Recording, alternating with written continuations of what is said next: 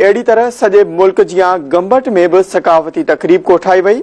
Report करे रहियो आहे मुमताज मेमन। धरती टीवी ऐं सोब मीडिया ग्रुप जे सर ते बाशऊर सिंध रोशन मुस्तक़बिल जी ज़मानत जे सिरे हेठि मुरादा स्कूल में सकावती ईद तकरीब मल्हाई वई। सकावती ईद तकरीब में शागिर्दनि सकावती गीतनि ते टेबलोज़ ऐं तकरीरूं पेश करे खूब दाद हासिल कई।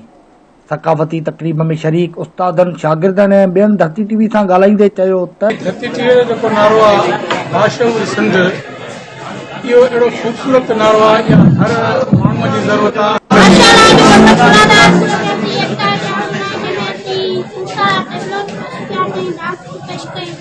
जो जेको बाशऊर सिंध आहे स्लोगन आहे, इहो तमामु ख़ूबसूरत स्लोगन आहे ऐं असांजे मुराद हाई स्कूल जेको ही प्रोग्राम कयो आहे, शागिर्दनि हुन में पार्टिसिपेट कयो आहे, इहो शऊर जी अलामत आहे। ऐं हिते जेके तकरीरूं थियूं, शागिर्दनि जेके तकरीरूं थियूं कयूं, धरती टीवी जी सॼी टीम जा खोराक आहियूं जेके हिते पहुता आहिनि। असीं हीअ ॾींहुं कंहिं बि ईद खां घटि करे न मल्हाईंदा आहियूं।